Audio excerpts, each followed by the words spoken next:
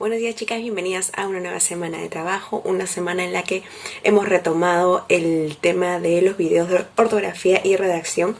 Recuerden que estos videos pertenecen ya a una serie de videos en los que se intenta darle algunas recomendaciones para mejorar esos aspectos en su escritura, ¿sí? Así es que ya saben un poco cómo es la dinámica de estos clips en los que yo inserto más o menos algunos ejemplos partiendo de los textos que he ido recibiendo. Resolvemos juntos si competen o no un error de escritura y redacción y luego comentamos el por qué. Así es que hecha la introducción, comencemos.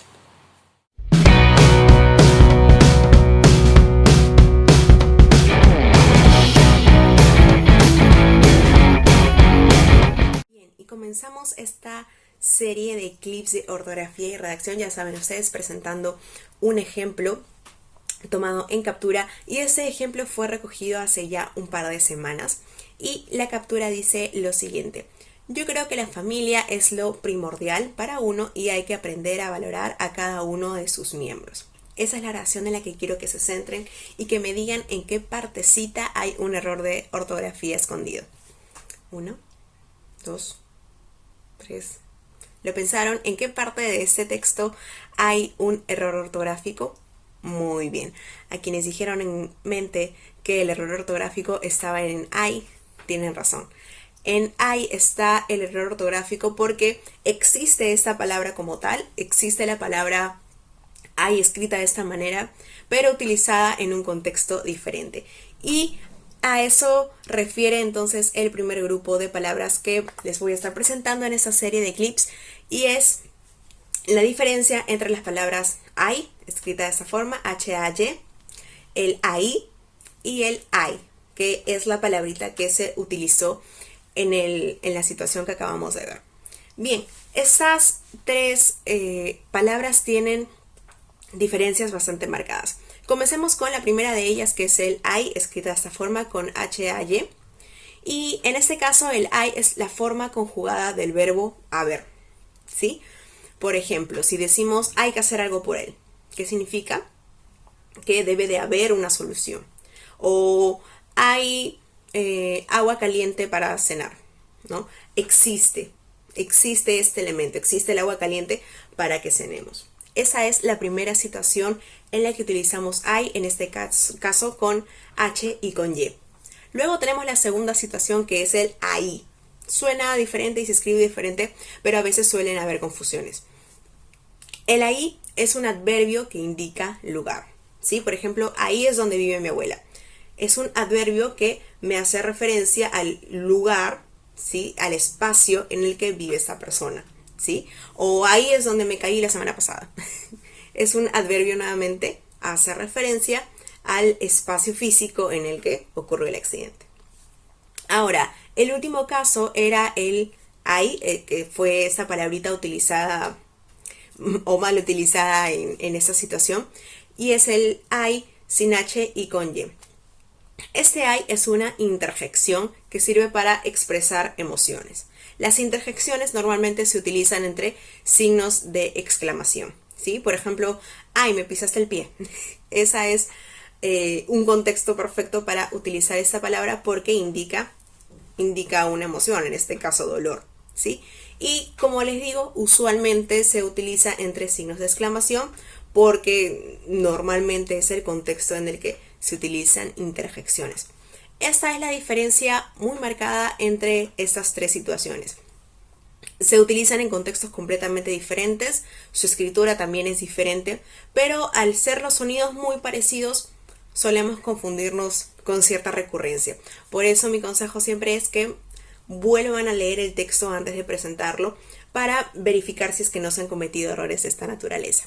Muy bien, así es que ese es el primer grupo de palabras que les voy a presentar en el segmento de ortografía, y vamos con el segundo grupo de palabras.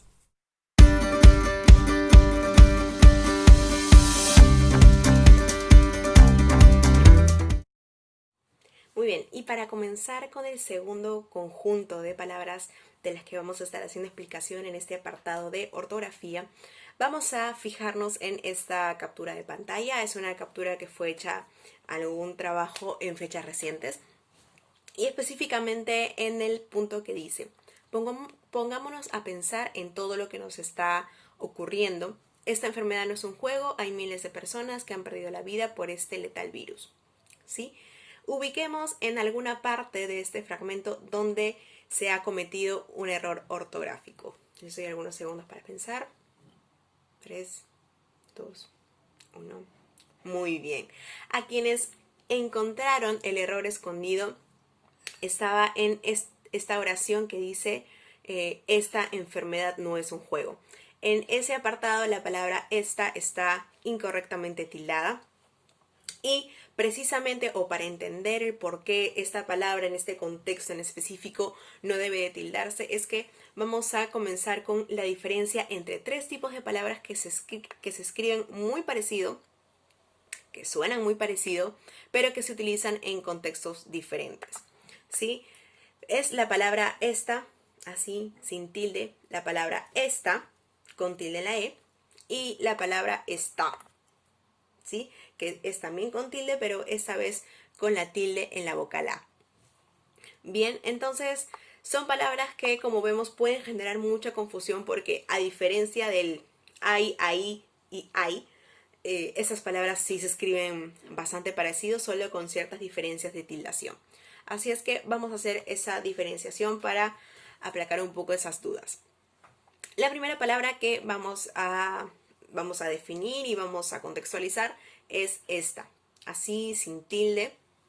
Y esta palabra, la palabra esta, es un demostrativo femenino.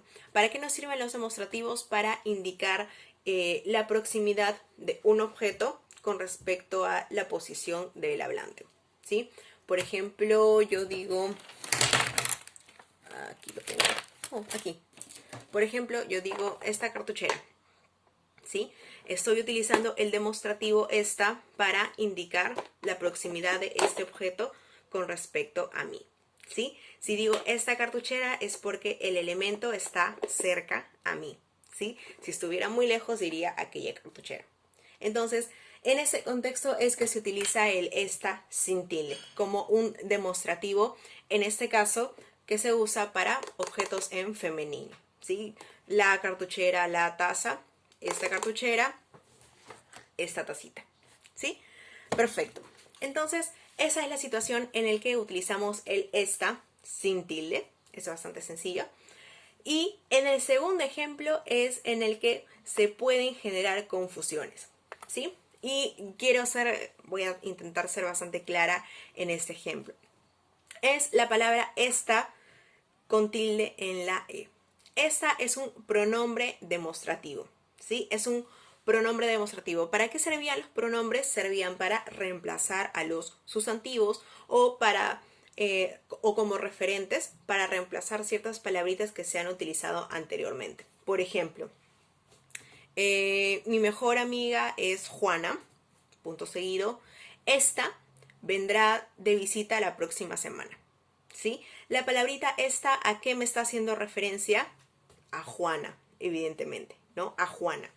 Juana es esta, ¿sí? Es ese sustantivo que se está reemplazando en este contexto. O perdí, con el mismo ejemplo de la cartuchera. Perdí mi cartuchera la semana pasada. Esta me había costado mucho, ¿sí? Este elemento me había costado mucho. Entonces, el esta con tilde en la E es el pronombre demostrativo, es decir, es la palabrita que reemplaza a un sustantivo en femenino que se ha utilizado anteriormente. Pero ¿dónde viene la confusión y en qué momento es que, creo yo, se van a generar ciertas dudas?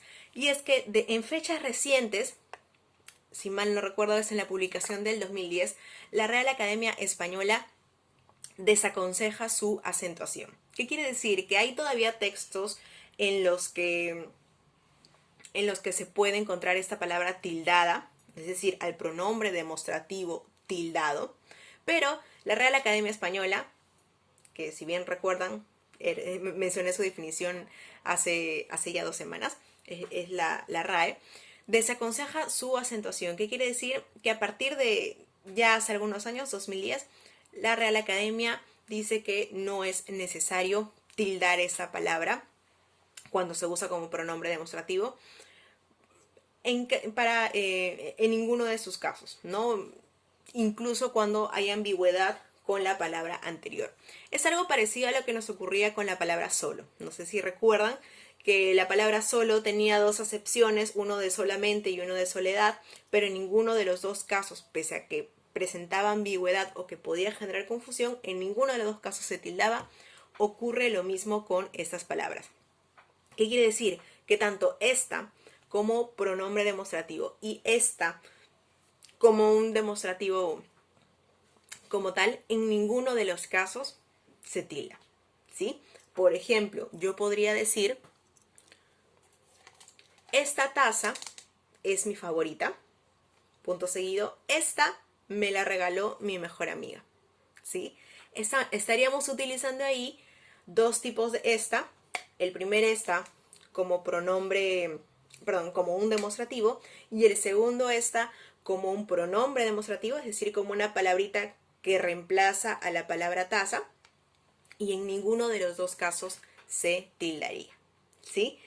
Es un poco complejo porque es una regla nueva y de alguna forma u otra el tildar o la ubicación de la tilde nos llamaba un poco más fácil hacer la diferencia entre estas palabras, pero es un consejo de la Real Academia.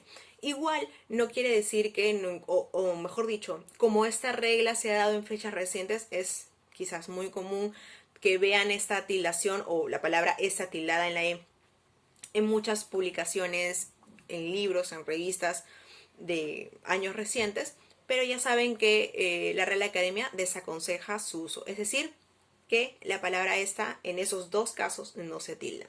Pero hay un caso en el que sí lleva tilde, y era el tercer caso que les presenté del grupo, y es está, ¿sí? Está. En este caso, está es una conjugación del verbo estar, ¿sí? Por ejemplo, mi té está caliente, ¿sí?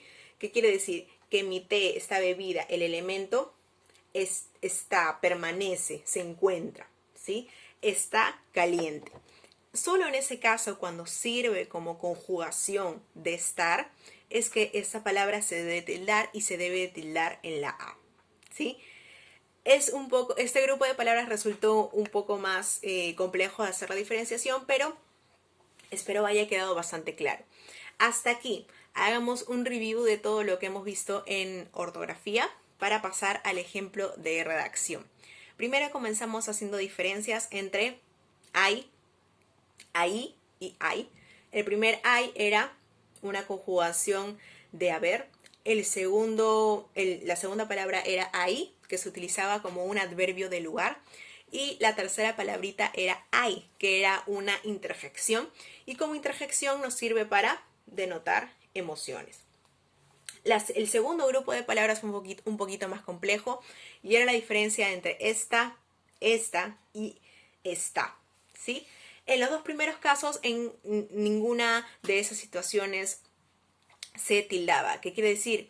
Que está como demostrativo y está como pronombre, en ninguno de los dos casos se tildaba, pese a que podía representar un tema de ambigüedad, no se tildaba en ninguno de ellos, solamente se tildaba cuando servía como conjugación de estar, ¿sí? Por ejemplo, mi té está caliente, mi rodilla está lesionada, ¿sí?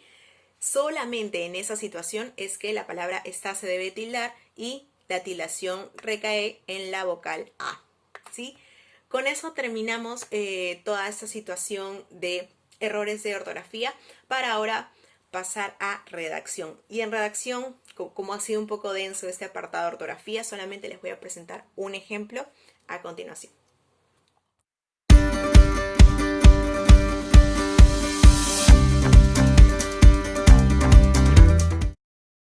Bien, y para comenzar con el apartado de redacción voy a nuevamente insertar una captura de un trabajo que he recibido en fechas recientes y en la captura se menciona lo siguiente. Dice, según Andersen, directora del Programa Ambiental de la ONU, Los impactos positivos visibles, ya sea la mejora de la calidad del aire o la reducción de las emisiones de gases de efecto invernadero, no son más que temporales, ya que se deben a la trágica desaceleración económica y el sufrimiento humano. Este ha sido el apartado que he escogido para introducir el tema de redacción, y quiero que piensen si es que esta cita, recuerden, una cita es un fragmento de un discurso o de un mensaje, si esta cita ha sido, valga la redundancia, bien citada o mal citada. Nuevamente les doy algunos segundos para que piensen si es que se ha utilizado o se ha recurrido a ella de forma correcta o incorrecta. 3, 2, 1. Muy bien. A quienes pensaron que sí estaba bien empleada, están en lo cierto. Y a quienes pensaron también que no estaba de repente del todo bien citada, también están en lo cierto.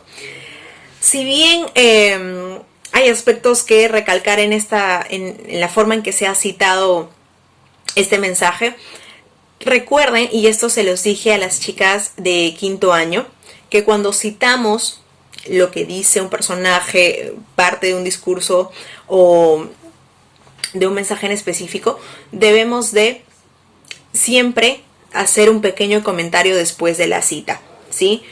Si bien valoro el esfuerzo que han hecho de buscar información, buscar diferentes fuentes de información para citar, es importante que estas citas vayan acompañadas siempre de un comentario, ¿sí? De un comentario personal o una apreciación personal respecto a lo que se está diciendo en la cita. Pero lo que sí se hizo de forma conveniente es agregar comillas tanto al iniciar la cita como al terminarla.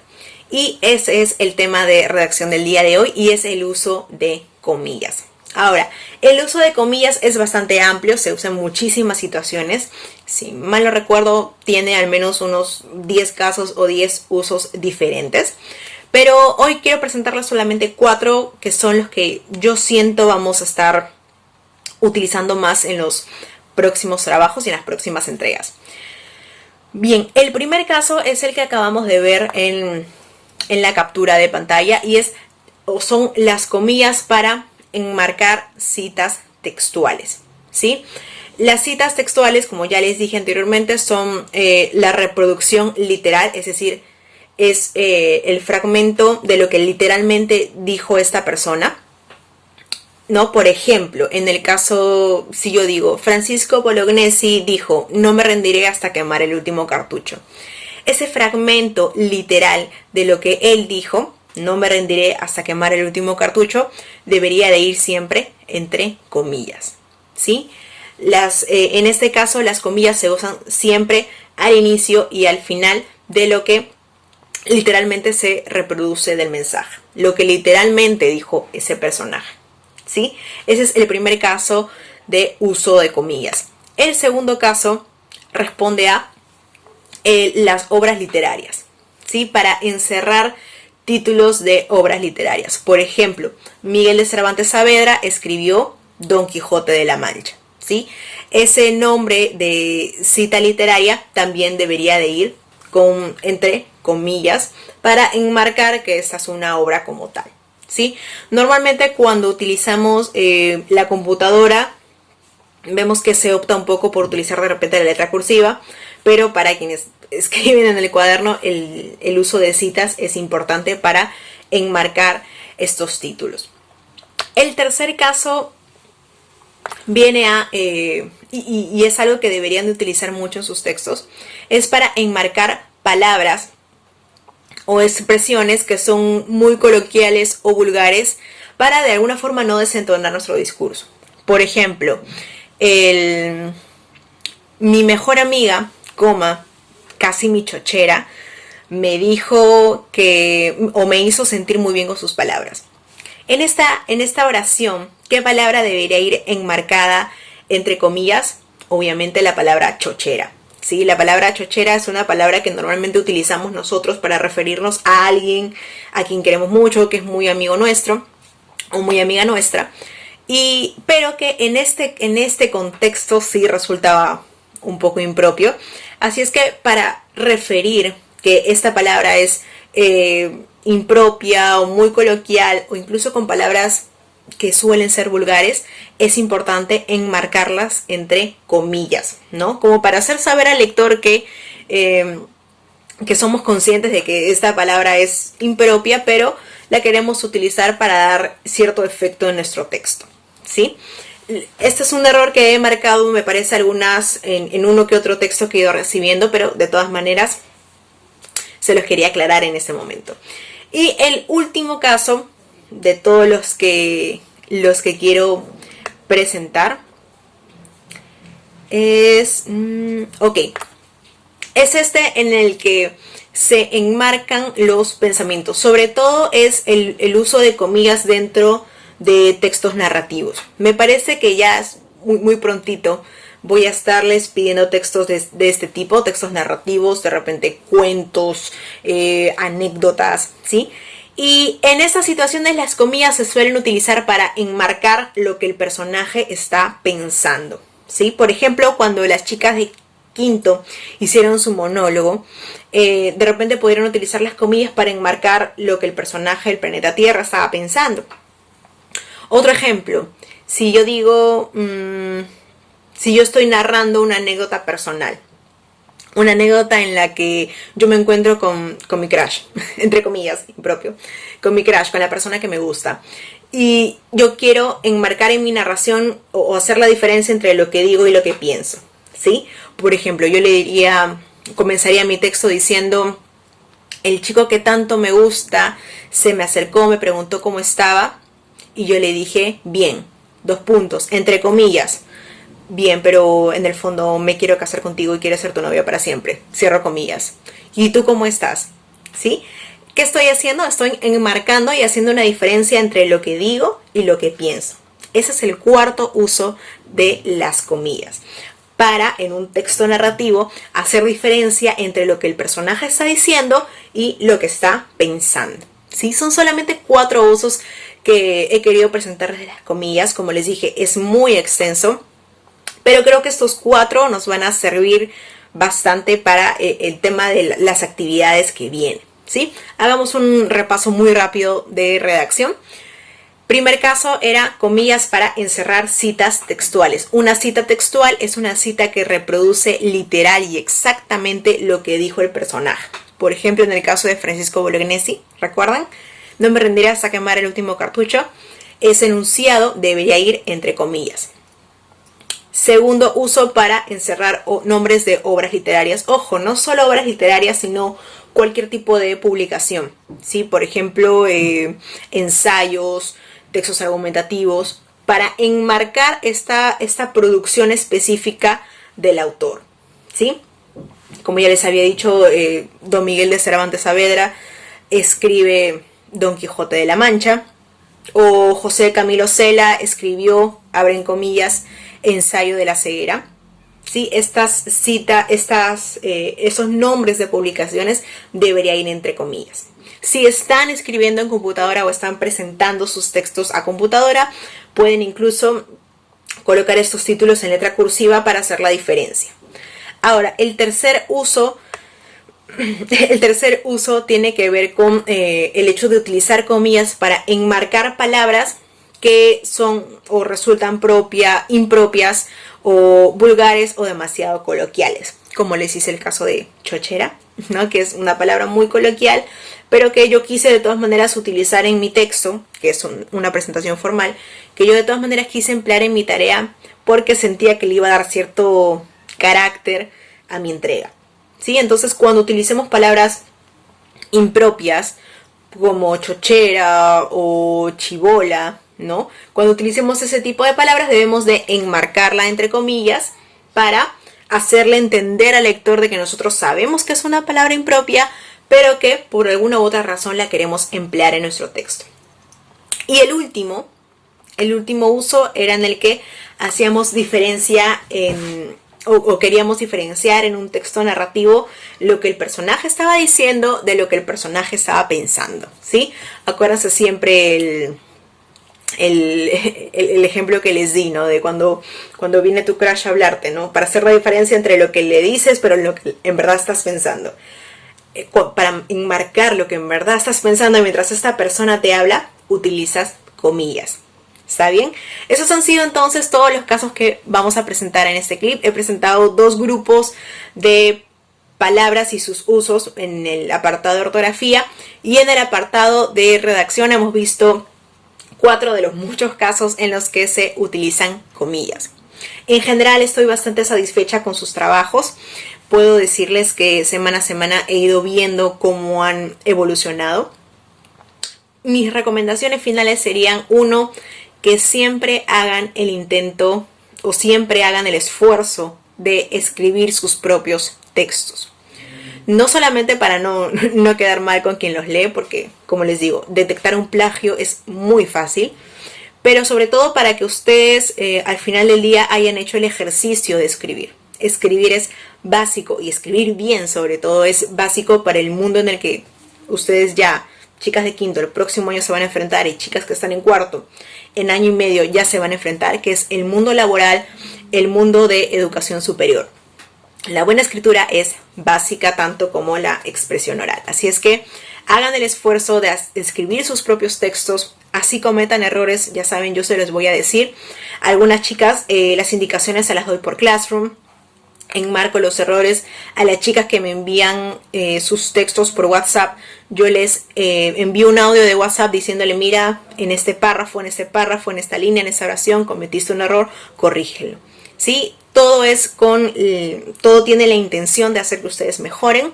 Como ya les dije, recién vamos un par de meses trabajando juntas, así es que si seguimos tal como vamos, al final de año van a saber escribir excelente, ¿sí? Mucha suerte para esta semana. Espero que se esfuercen, que me sigan entregando cada vez mejores trabajos y no me dejen de sorprender. Nos vemos la otra semana.